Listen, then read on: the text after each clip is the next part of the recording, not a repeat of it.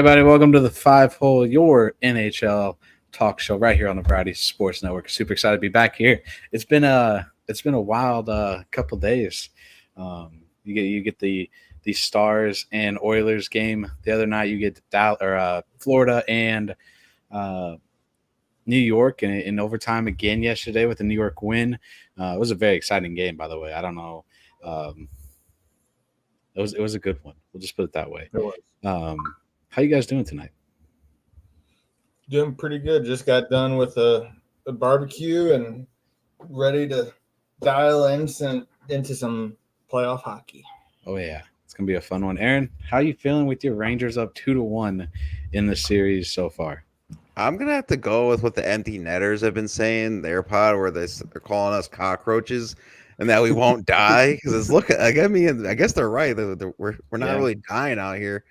But yeah, I mean 2-1 lead on the Panthers, and then game 4 at home for Florida tomorrow night. So that's gonna be a very good game. I think with the Panthers down 2-1, they're definitely gonna come out swinging. Yeah, it should be another interesting one. We got game 3 of the Stars Oilers tonight. But before we jump into the playoff talk here, the rumors are already starting. And this was per ESPN, is that Seattle, the Kraken, are going to name Dan Bylsma their head coach for next season. So what's your initial thoughts on that, Aaron?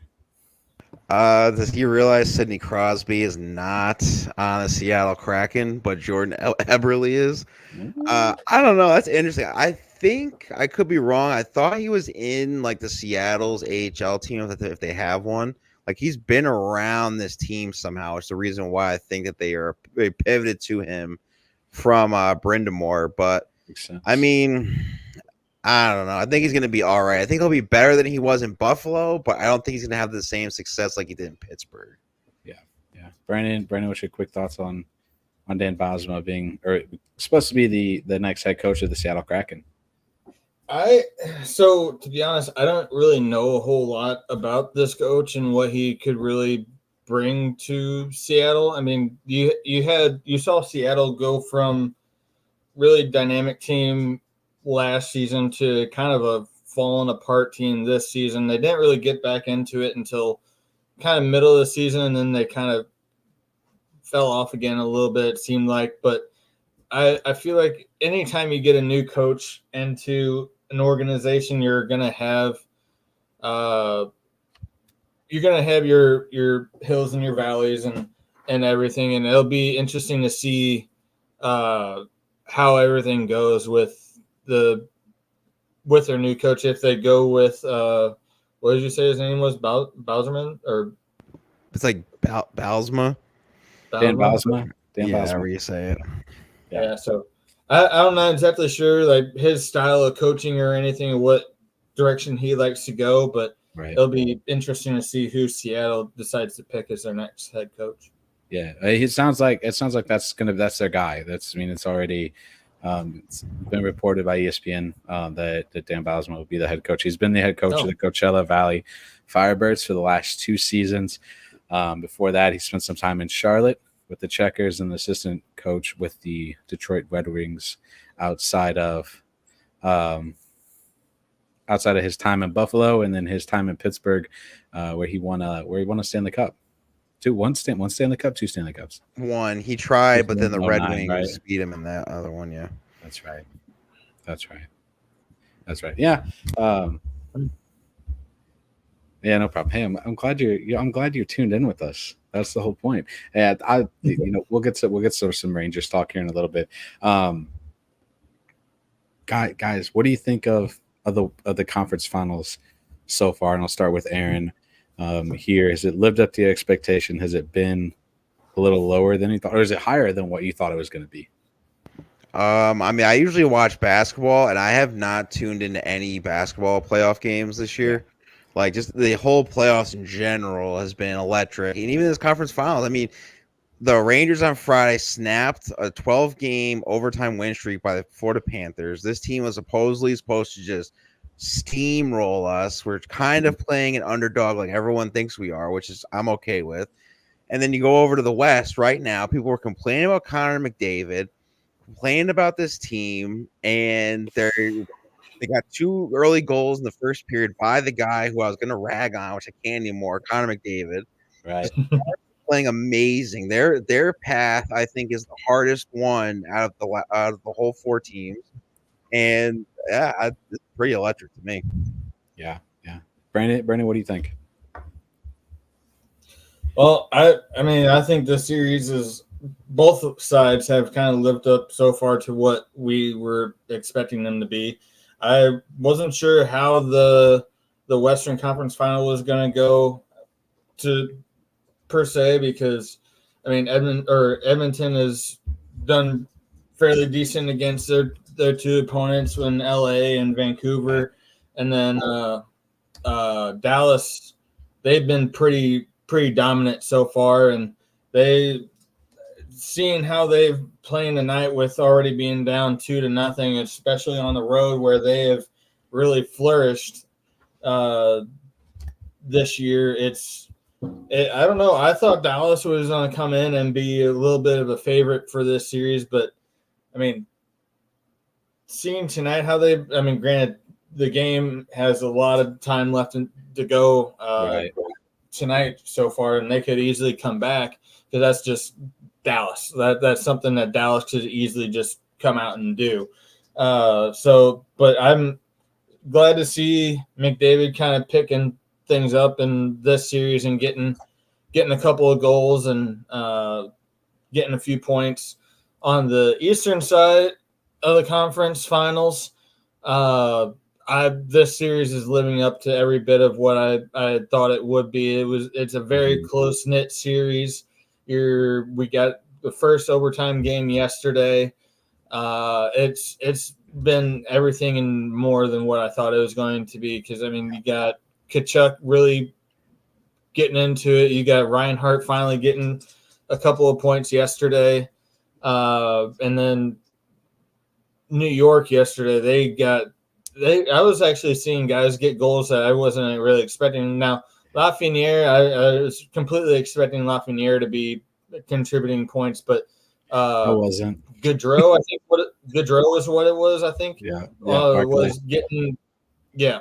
So all these guys that normally you wouldn't see contributing a lot, you're seeing them contribute more in this series, and that's big for New York, especially when you don't have guys like Trocheck, Zibanejad, and some of the other guys on this team getting it in the back of the net. So it's good for New York and not so good for Florida. But I mean, the series is still young. You still got 3 games left to go in the series, and it could go any which way. I feel like 4. 4. Yeah, because they just finished up game 3. Oh yeah, true. 4. So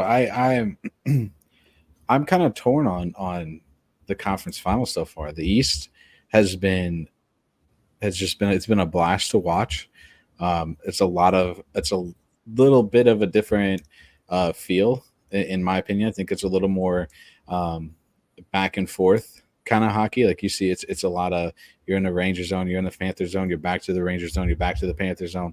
There's a lot of that back and forth. And like Jerry mentioned, I think last week, is it was going to be these games, are they going to be really like, they're going to be like 1-0 games, or they're going to be 5-4, 6-5 games. And we finally saw that in yesterday's game. You know, you had the Rangers up 4-2, and the Panthers just absolutely bombarding Igor in the third period yesterday and overtime, to a point where they were able to come back. And I'm honestly surprised the Panthers did not win that game yesterday. If you look at all the stats, I'm just saying, you look at the stats side of things, they have like 126 shot attempts. 109. It's still. We'll count the block shots too. That's the case. We'll go like 120 shot attempts yesterday. That's ridiculous. It just shows though how powerful that Florida offense can be when they're not playing a defensive strong team like the Rangers, and they don't have a goaltender like Igor. I mean, Igor played absolutely insane yesterday. Mm-hmm. So in the other side of the thing, other side in the West, I'm glad to see this one. It is a little more exciting than I think a lot of people anticipated, because going into this one, you're like, this should be Dallas. Like, there's no reason Dallas doesn't win this series and go to the Stanley Cup Finals.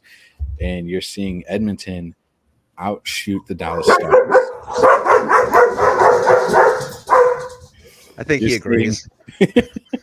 You're seeing the Dallas Stars just kind of, I think, a little bit struggling to find their game against a team like Edmonton. I could be wrong. There hasn't been a power play goal this whole series, I believe. Not for Edmonton. Yeah, they're like 20 for 20 on the penalty kill. Yeah, both teams are crazy. Rangers have been giving up some. I think we've given up. Oh, you're talking on the east side? Yeah, we've given up like 4. I think against. There was 2 yesterday. Florida. Yeah, it's either 3 or 4 for Florida, but I think Edmonton hasn't given up any so far. I don't think the Stars have either. Oh, really? I don't think either team has given up a power play goal. I know Edmonton's like 1 for 13 on the power play. Are they? Yeah, their numbers on the power play have drastically gotten cut. They were at like 47% at one point. Now they're down to like 35 or 34% now. But they're at 92% on the penalty kill, which is crazy. Yeah, they're doing really good on the penalty kill. That's nuts. All of the few teams that are left, what's got them to where they are has been their penalty kill, and it's showing so far in the conference finals how good defensively all 4 teams are. Not just one, but all 4 teams. Edmonton, Dallas, and Dallas is probably the most depth team out of the bunch if you look at the depth from top to bottom. I'm still curious though as why DeBoer is still going with a 5-man defensive unit. Like, is Lundqvist, like, did he sleep with his wife? I don't like, what is going on? Why are they not playing him? And then when they have Petrovic, he plays like 8 minutes. Yeah. So it's like, how long can that last? That's a big thing, I think, for the Stars. Yeah. So there's some things that don't make sense, but hey, let's get into a little bit of some Rangers Panthers talk, and then we'll go back and talk some Dallas Stars, Edmonton Oilers here in a little bit. Currently, the Edmonton Oilers, as Brandon mentioned, are up 2-0 over the Dallas Stars. Shots on goal are 13-3 in favor of the Edmonton Oilers, and there's 1:40 left in the first period. But again, let's talk some Rangers Panthers.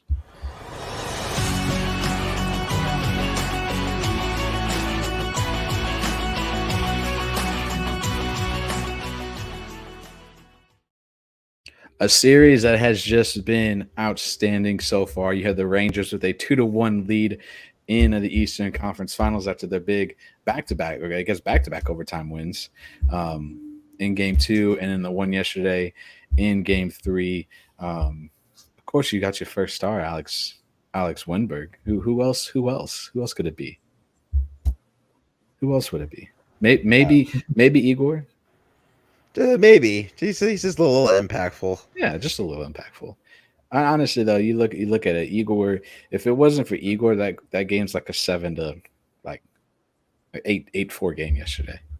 I saw it when Jonathan Quick went up against the Panthers. We lost 6-3 that game. Yeah. Aaron, your initial quick thoughts on how that game went for the New York Rangers yesterday. So if we're talking about Game 3, I still kind of wish that the superstars showed up. Mm-hmm. I know Panarin only has 1 assist, but like Zibanejad, Kreider, they're like on milk cartons. And I said this in game 5 after we lost to the Kane series. I said, well, the superstars need to show up. So apparently the Rangers heard that.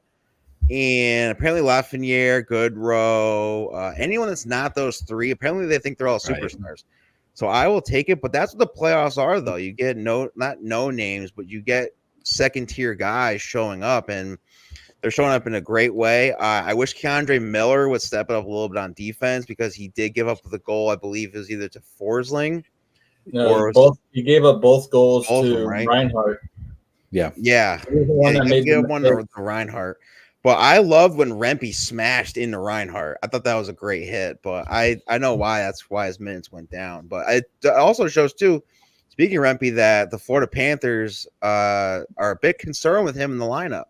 2 games straight, they're being aggressive, but so is Rempe, and you saw it right after the game. Chuck and Ekman Larson trying to like fight him in a sense. So it's like I didn't realize the Empire State Building had that much of an effect. But yeah, no, I think our defense needs to step it up just a little bit more. Yeah. Because as great as Shesterkin is, he's not Hank. And how long can he take these many shot attempts, or how many shots on goal can he save? So that's all I got. Yeah.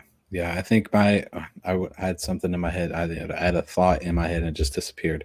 I don't know. It was a thought question. You know what? Okay. Yeah, we'll just move on. Brandon, what do you think of the game 3 of the Rangers Panthers?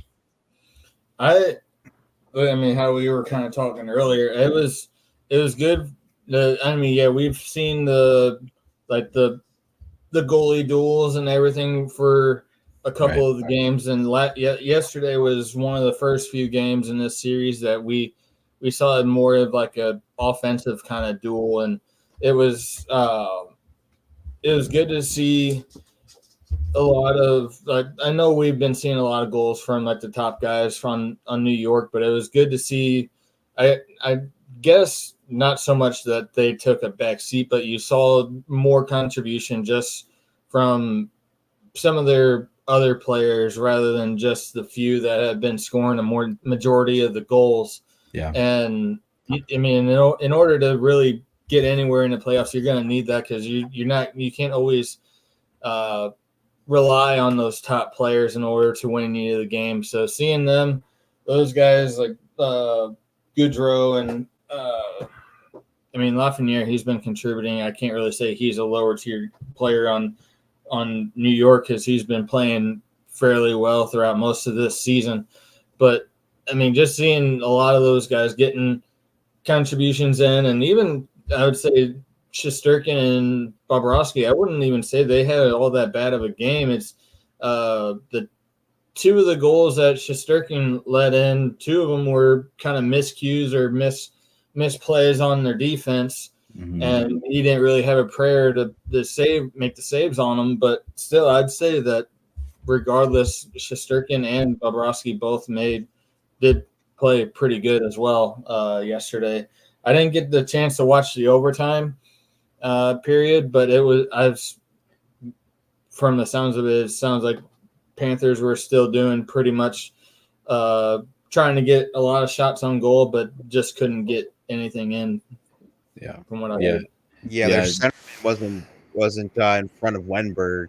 So as soon as I think it was Gustafsson or Lindgren shot it, Wenberg just like moved his stick like that, went right past, right in the face. But I thought he wasn't going to come back because of the second Lafreniere goal, where he basically took his skate and went sliced. Yeah, and he was a little dizzy. I was like, oh shoot. Wait, I saw that happen as well, and I was like, he's getting up slow. Like, this isn't good. This is not good for the Florida Panthers. This is not good at all. And it was for him to stick it out, I don't want to say he has to, but who knows what this series would go to if Bob doesn't play, or he's out for an extended amount of time if that were to cause any issues. What do you think of Lafreniere's play lately, Aaron? It's a little bit of a surprise, maybe. Are you glad to see it? I wouldn't say surprised.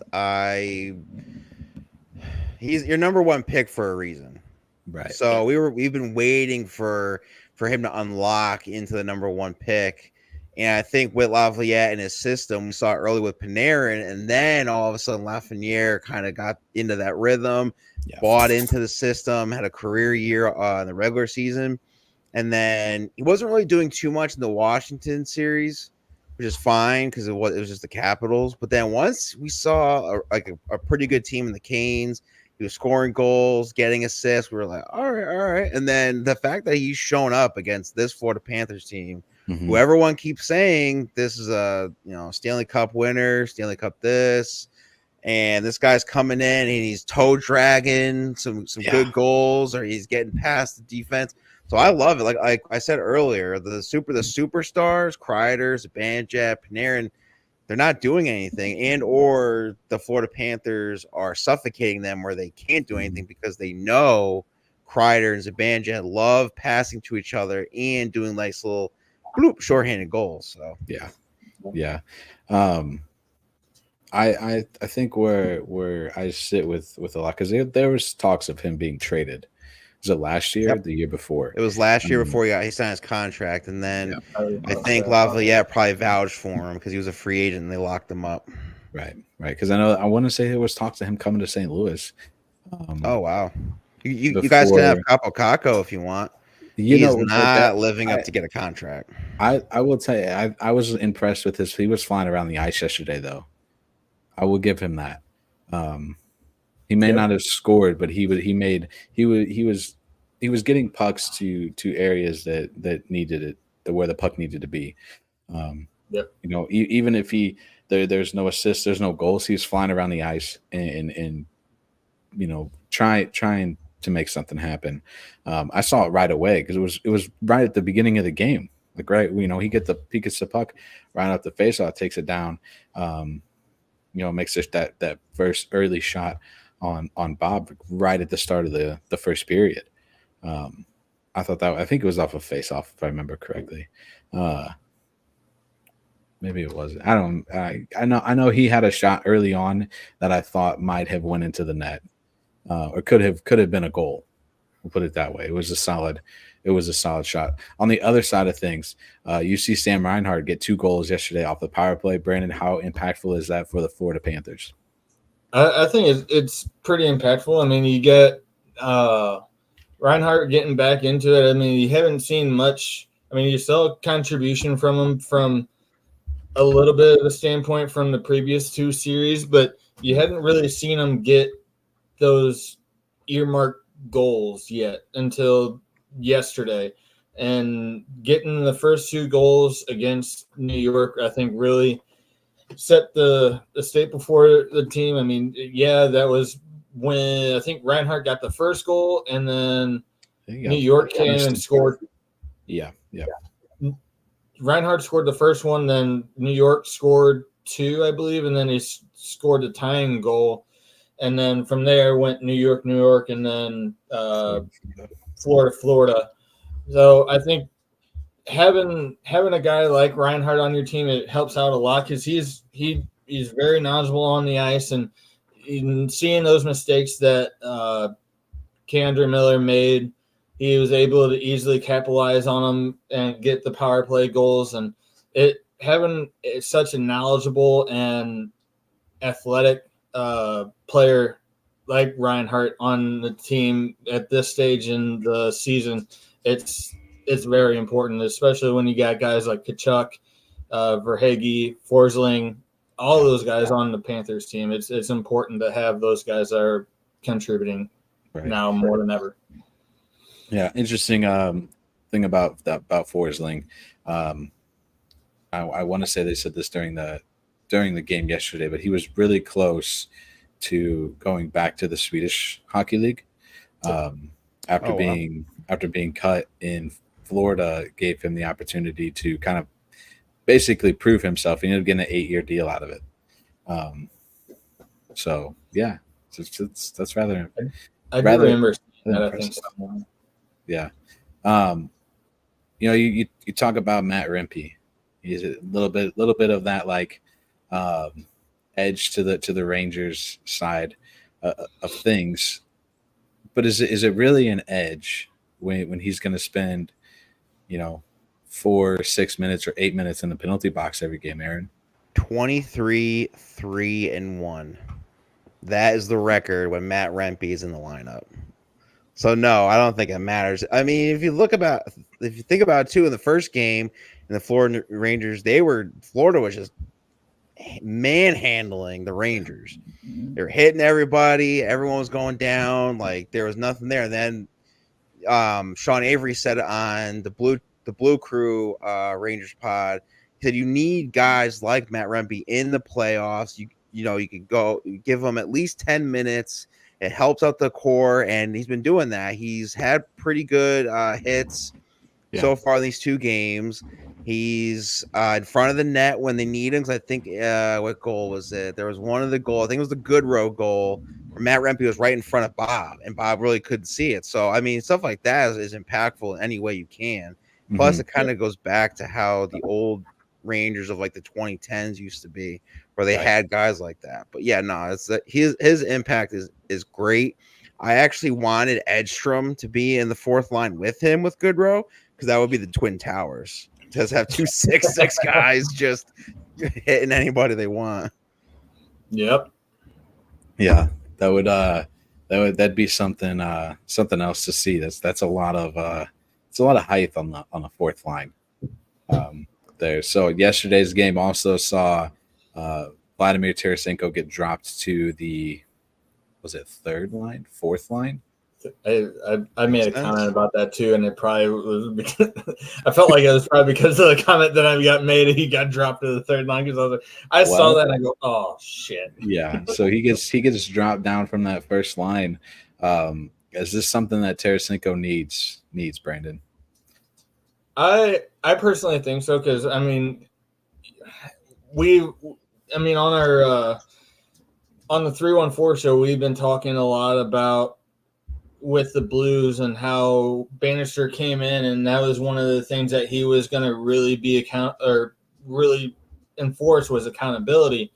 And to be frankly honest, I mean, in this series and partially even in the previous series against Boston, it seemed like Tarasenko was a little bit invisible, I would say. He was getting points at times, but it's not like what you saw throughout the whole season or like even in the beginning part of the playoffs. So for I think it's Maurice. Yeah, their coach Maurice to drop him down for him to drop him down to the 3rd line to keep him accountable, to get like, hey, you need to get you need to get your play back up to how you're usually playing. Until then, we're dropping you down, and this is how things are going to be until you start contributing or you start playing better. And once you do, you could be back up on the 1st or 2nd line. But until then, here you go. Yeah, I don't know if we see Tarasenko on the top line the rest of the conference finals if they happen to make it past the conference finals to the Western or they make it past the Eastern Conference Finals to the Western Conference Finals. To get to the Stanley Cup, then we might see just from the Eastern Conference Final to the Stanley Cup. Maybe we'll see Tarasenko hit that top line again, or at least the 2nd line. Maybe move up a little more production from Vladimir Tarasenko is something that Florida might need. So, Aaron, give me one guy, and then your prediction for Game 4 of the Rangers Panthers. Give me one guy who needs to step up for the Rangers. I'm gonna call out Artemi Panarin. I'm gonna call him out because this is the guy when the playoffs started, that he said it's cup or bust. Yeah. He was playing great in the Carolina series. He had an overtime winner, scoring goals, had assists. I think he had 6 assists at one point in that series. Mm-hmm. Comes in here in Florida, 1 assist. He's even on the plus minus. Right. And this is a guy who, again, he's our 2nd most points ever in a season for the Rangers behind Jaromir Jagr. Got really close, wasn't there yet. Pretty much our scoring offense pretty much most of the year. So I'm going to call him out on this one. Game 4, I'm going to be the opposite of Jerry because he said it on the Blue Shirts banner last night that he thinks they're going to lose tomorrow, the Rangers. I think they're going to win, but I think they're going to squeak it out with like a 4-3 victory. It's not going to be close. Sometimes that's all it takes. Clearly. Yep. They won their last 2 games in overtime. So exactly. And I think we have 6 overtime wins, I think, in the playoffs. Yeah. Something like of all time, we have like 33 come from behind wins this year. Is it the most most overtime games or overtime wins in the playoffs with 4. Does that sound right? Could be. I could be a little bit off. Yeah, some on that order. I know I did see a stat yesterday that the Rangers were they 40-0-1 when they score 4 or more goals in a game. So that's impressive on its own. And speaking of that stat, it was yesterday when I heard that stat on the radio. They were talking about it, and maybe like 30 seconds or so after they had made that comment about them being 40-0 and whatever, the Florida came back and scored. I was like, "Ooh, that's." I hate when they do. I hate when they do that. Brandon on the Florida side, who has to be the guy that plays at the next level for the Florida Panthers, and to give me your prediction on Game 4. So this one might be a little. I almost think you got it. I mean, we've seen him contribute a lot throughout the playoffs and several of the other series. I would say either we got to see something more from either Tkachuk, or I would say he's possibly Verhaeghe. I mean, he's been contributing a lot in the playoffs so far. You didn't really see much from him the past 2 games. And it seems like he's been a really big driving force for the Florida Panthers so far this offseason or this postseason.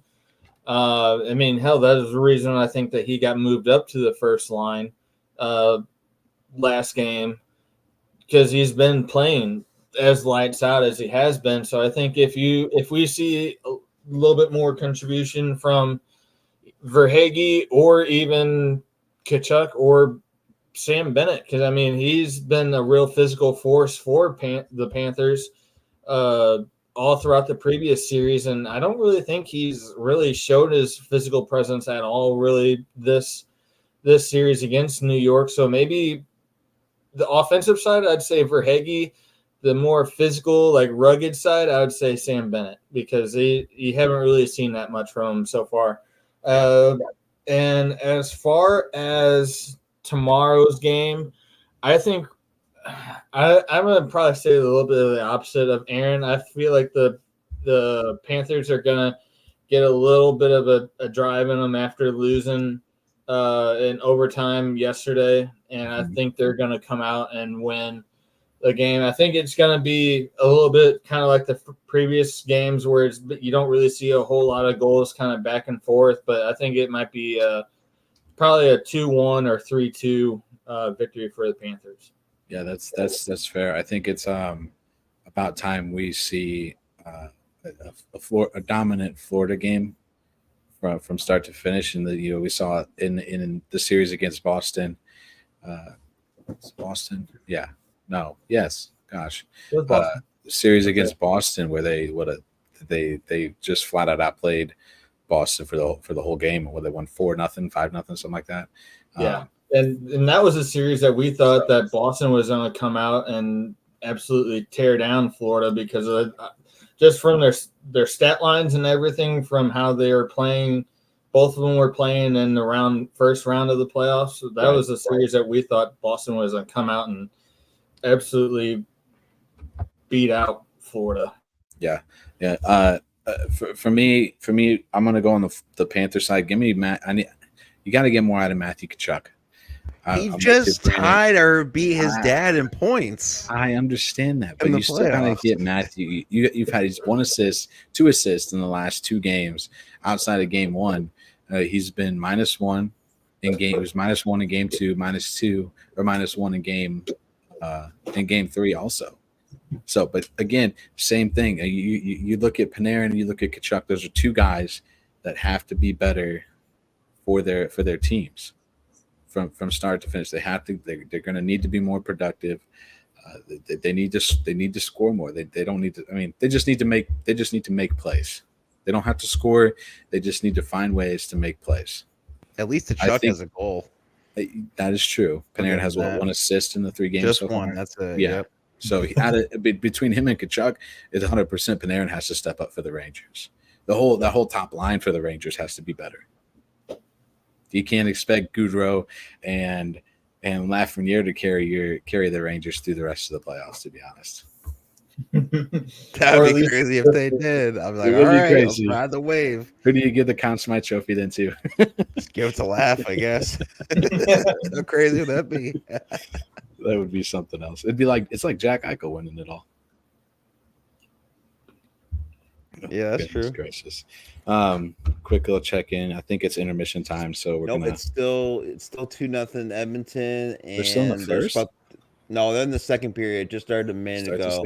But they're in the Stars zone. I see that. Hard. Yeah, these intermissions in the playoffs go quick. Oh, we got they're same as the regular season. Why does it seem like they're so much faster? I think it is. I think they're faster. And shout out ESPN before we get to the Stars because they're on TNT. Definitely will check for cancer because they've had like 40 commercials about getting a cancer screening. So I will definitely check it out. I was watching the game on ESPN Plus yesterday, and if you don't watch a game on ESPN Plus, for your knowledge, at least it does it on my ESPN Plus. It'll run the same 3 seconds of a commercial. The freaking Geico commercial that was running yesterday. There's 4 of them. It's like cars, auto, this, and even what's the one thing? It's like has the keys on the one end, and you push it, and then makes a noise. There's a guy in a car, and he keeps saying these 2 words. I said it yesterday. I tweeted yesterday because I said, this is going to drive me freaking bonkers the rest of this game if I continue to hear this. And it literally played 4 times in a row, the same commercial, 4 times in a row. It's the most annoying thing ever. So ESPN, fix your shit. Fix your shit because it's annoying. It's annoying. I'd rather listen to that little annoying music that it plays, that it says your event will be starting soon, than to see the same commercials. I couldn't tell you how many times I've seen that Geico commercial when they're in the hockey rink and they're in the stands and the hockey players. You talking about the Stamkos Hedman one? Yeah. I not interested in hockey. He's 6 months old, and it literally just repeat. I'm gonna find it because it was the most annoying thing ever. I said it pretty early in the game. Oh, I said if I hear really liberating one more time, I might lose my mind. Because that's where the commercial would stop. It would be like Geico, really liberating. And that's literally where the commercial would end.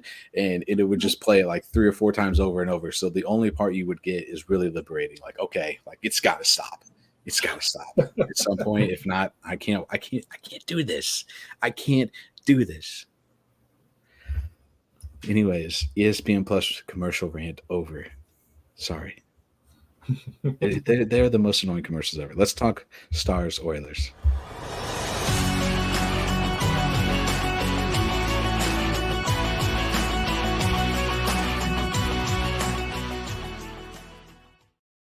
Dallas Stars, Edmonton Oilers, currently 2-0 Edmonton. Shots on goal are now 10-10. Wasn't it 13-3 at one point, wasn't it? It was. They take some shots back, I guess. I guess they didn't count them.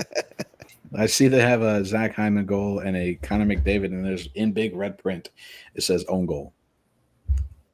So there must have been a Dallas goal, technically. I wonder if they counted the Hyman as the first goal because he was right next to Ottinger. So I don't know if McDavid's goal hit into him. So it was a Hyman goal, Connor McDavid assist, Evan Bouchard assist. Oh, okay, so then there's 10th at first. Okay. Yeah. And then you got Connor McDavid own goal to make it 2-0 Edmonton. Brandon, what's your initial thoughts, quick thoughts on the series so far between the Stars and the Oilers? I originally thought that Dallas was going to kind of run this series. I thought that they were going to come in, and I thought it was going to go maybe 5, maybe 6 games, and they were just going to trounce Edmonton. But I mean, Edmonton has really came out and proved me wrong a little bit on this series. They've really held their own a lot in this series, and it hasn't been all of the McDavid, Draisaitl, Hyman show. It's been a lot of different players that have been contributing in this series, and I mean, you still have big games, or like the games where the big names are contributing, i.e. this game, because you see Hyman, McDavid, and Bouchard all getting points so far in a 2-0 game for Edmonton. So it's definitely played out a little differently than what I thought it was going to, but that just makes for an interesting series in the long run. Yeah. Aaron, what's your thoughts on this one? Well, I figured the same thing. I figured 5 games and it's going to go to the Stars, because we saw in the last series they lost to Colorado game 1, and then they won game 2 and then just went like that. So in game 2, it looked like Stars were just dominating on everything. Draisaitl and McDavid didn't have any points. Crazy, because that is literally their offense, which we've been saying for years. And I mean, right now they're down 2-0, but you never know. Oh, they just scored. Yeah, Dallas just scored. Jason Robertson. I think it's Robertson. I told you, Robertson. Man, what a freaking gem that guy is. What a gem for that team.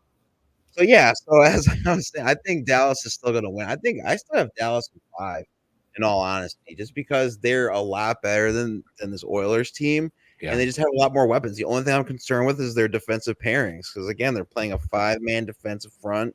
I mean, Ryan Suter is not like he used to be in Minnesota. So who knows? But yeah, no, I knew Dallas when they saw that double overtime loss, Connor McDavid. I knew they were going to Pete DeBoer was going to just ramp it up like that.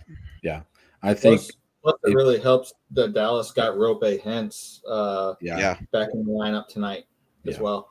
He's already contributed tonight too with an assist on that Robertson goal too. Him and Tyler Seguin. You look at I thoroughly have enjoyed watching this series so far. I think it's been a lot more exciting than I even initially thought it was going to be. I thought this was going to be a Dallas. I mean, outside of, I know I said it 3-4 weeks ago that Edmonton's path to the Stanley Cup Finals is there for them to take if they want it, and they're there. But they have to. The Dallas Stars team is good. They played 2 teams that easily could have been in the Western Conference Finals. That could have been where they're at right now. And one of them was the defending champs. Yeah, back to back. You had the Colorado Avalanche, who were the Stanley Cup champs the year before, and then you had Vegas last year. Yep. So you're playing back to back Stanley Cup champions. That shows a lot. That's tough to do. It is tough to play those type of teams back to back, and you get thrown in the Western Conference Finals with a team like Edmonton, whose offensive firepower is just. I mean, they're good. Edmonton is a good team. So, but I do think that Dallas's depth is going to be what wins this for the Stars. Just my opinion. I think the goaltending is better. I think Jake Ottinger is a better goaltender than Stuart Skinner. Oh, miles better. And plus, I mean, Edmonton is pretty much like a 5 or 6 man wrecking crew. If out of those 6 guys, if the big 5 or big 6 aren't contributing goals or assists, they're not scoring. So, and Dallas has a lot more depth on scoring and just people that can contribute than what Edmonton does. Yeah. So far in this one, there's only been 1 penalty, and I said this earlier too. I saw a comment from Tim Peel after the game the other night. It might have been yesterday's when I initially saw it. He was talking about how disciplined this Dallas team is. They don't take a lot of penalties, and you know. I made a comment like this is going to be the kryptonite for the Edmonton Oilers with how deadly their power play is. If they play a team like the Dallas Stars who don't take penalties. How well is Edmonton going to play 5-on-5 hockey? And you're not doing too bad tonight, Aaron. What do you think of the Edmonton Oilers? What has to be more powerful? Their power play, or do they have to play better 5-on-5 hockey? Do they have to draw penalties on Dallas? Oh yeah, especially if you're saying that they don't take a lot of penalties, even though Edmonton's power play penalty kill is still undefeated. They're 20 for 20. Yeah. This 3 lines for Dallas, top to bottom, I think it's too powerful for Edmonton. So I think they need to improve on their 5-on-5. McDavid, even though he does have a goal in this one, he has 2 goals in the series. I think he needs to really revamp and step up because Tyler Seguin is finally getting his skates together. Yeah. He's finally scoring now. I think he has 5 goals, 5 assists so far in the playoffs. So he's cooking up, and he's been there before with the Boston Bruins back in the day. So yeah, no, this Dallas team is fast, quick. It almost reminds me of those Sharks teams that DeBoer was coaching. Just a little bit better though. Like just a little bit better though. Those teams are I couldn't stand those Sharks teams. It's like a thorn in the side every year. Yeah, but not including this year, and they're not even that good, and they were a thorn in the blue side this year. I was gonna say most seasons it seems like the Sharks has our number, regardless if they're really good or crappy beyond belief. Really they somehow still manage to beat us. Yeah, every year. Yeah. Brandon Leon Draisaitl has 25 points in this series so far, or not in this series, in the playoffs so far. Yep. What kind of production do you think does he have to continue this type of production to keep Edmonton in the playoffs? I would say so. I mean, you like I just got done saying a couple minutes ago. Aside from McDavid, Bouchard, Hyman. And Draisaitl, these guys are the ones that have been mostly contributing for Edmonton. If you don't have a lot of those guys contributing in the offensive zone, getting into the places that they normally get into to get goals, I mean, having one guy not getting to those spots or not contributing like he has in previous series, that could be detrimental to Edmonton. And so if you got Draisaitl, which I think I saw something that they were, I don't know if it was on the power play or if it was on the regular lines, that they were thinking about splitting up McDavid and Draisaitl to where he was on the second line and McDavid was on the first line, and they were doing oddball switches, right. But I don't know if that's something that's true or not, but that's what I heard on the radio before coming on tonight, and I thought that was kind of weird because they've always been that duo on the first line with Hyman, and so with them kind of switching things up. Another Dallas goal, Jason Robertson. Sheesh. 2-2. That was a sick goal too. I even said at the beginning, whenever they got up 2-0, don't count out Dallas yet. Dallas is 5-1 on the road in the playoffs. That's impressive. Strongest team on the road. Yeah, your boy Rope Hintz, another assist. I tell you, another assist in this one. I mean, I'm looking at the lineup right now and seeing where everybody is at on the lineups for Dallas Stars. I mean, you got kind of like what Aaron was saying before. You got 3 lines of just guys that are just stacked and on Dallas's team. Mm-hmm. And for the most part, Edmonton, they only have the first 2 lines that can really are main contributors. Other than that, you got fillers. It seems like for the most part, and it I think it's going to hurt Edmonton in the long run, and because of the depth that they don't have, I could possibly see them losing out on this series. But because of how they've been playing so far in this series, that they could easily prove me wrong. Yeah, I would agree. So, Aaron, you look at the Dallas Stars.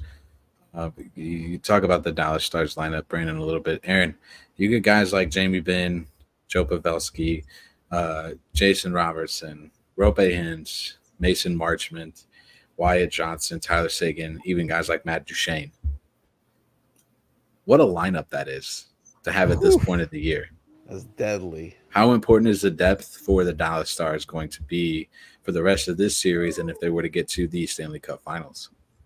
I mean, they're kind of doing it right now. They already have 11 shots on goal to Edmonton scored again. 0. They just scored again. How are you ahead of me? I don't know. All right, well, Wyatt Johnson. Wyatt Johnson. Oh, another phenomenal player for this Dallas Stars team this year. I mean, I'm impressed though that Jamie Benn kind of stepped it up because I felt like he was a little bit. Oh, there it is. He was a little bit gone in the second round against Colorado. I didn't really see much. Now I think he has 5 or 6 assists, 3 goals. But I really want like Pavelski to step it up a little bit more. I don't know how many points he has. I didn't get to look at that, but from what I remember, he didn't. I don't think he had any, and if he did, maybe like 1 point. So I think he needs to kind of step it up a little bit on this line. But the fact that Matthew Shane's just waiting in the wing, and he scored 25 goals for you this year on his redemption tour. Yeah, this is just you got Pavelski. Who were you asking about? Pavelski. Yeah, he's got 4 points, 1 goal, 3 assists in this series. No, in the playoffs so far. Yeah, so yeah, he kind of needs to step it up a little bit. You got 22 shots on goal though. That's enough, right? I mean, if we're talking NHL Network Florida Panthers, then yeah, I guess that's a lot. Yep. All right, before we wrap things up here, give me your predictions on how this series ends. I'll start with you, Brandon.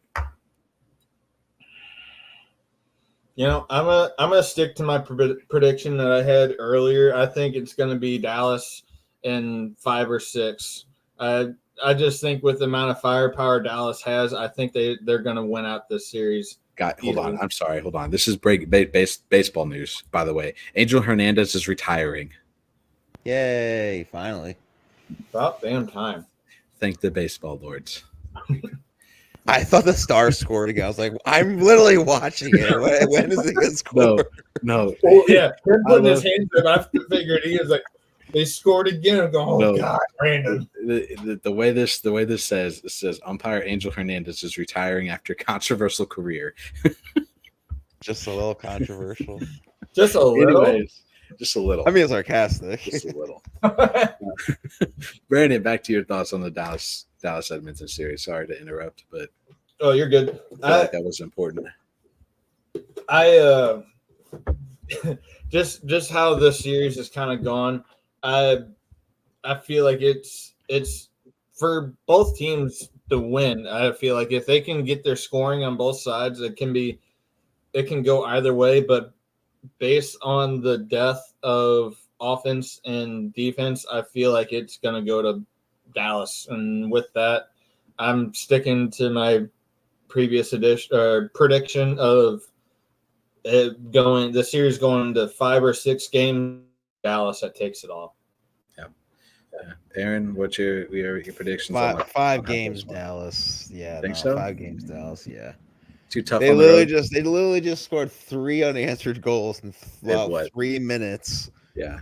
Against this Oilers team, and I mean, hats off to Knobloch though. I know he's not going to win this series. I mean, hats off. This team was behind, or actually second worst team in the league next to the Sharks, and really brought this team to the Western Conference Finals. Yeah, shout out to him. Yeah, they were the worst team at one point, right? Like they were the by like a game or something, like a game or 2. Yeah, still bottom of the NHL is bottom of the NHL, no matter what. Yeah. And whoever's watching this as well, I'm about to jump on to the next left turn, talking about Charlotte. So, guys, tune into that Variety Sports Network. You don't have to go far. No, you do not. I'm gonna stick. I say this one ends up going 6, but I think it's gonna be the Dallas Stars that win this one. I think Edmonton gets 1 at home, and then Dallas gets the next 2 just of their depth. I wouldn't doubt if we. I think the Edmonton 3-headed monster of Drysdale, Heyman, and McDavid kind of falls off. It gets worn down and it gets tired, and I think Dallas ends up taking this one. Any final thoughts before we head out for tonight? Just make sure you guys like, subscribe, download, whatever you need to do for Friday Sports Network. Get it done. There's a lot of shows this week, so everyone hit that little bell button. Yeah. Yes, sir. Yes, sir. Appreciate it. Brandon? I don't have anything else. He kind of stole what I was going to say, but I know, me too. So what I was going to say I'm all too. good. Just too good at this. I'm just used to it. I'm sorry. Yeah, no, you're fine. You're fine. As Aaron said, make sure you hit the like, hit the subscribe, share this out to everybody. You know, we really appreciate it. We had a really, really great show last week. At the end of things, so we're hoping to, hopefully we can turn this around, keep this momentum going that we got. Hit the subscribe button as well. We do appreciate it.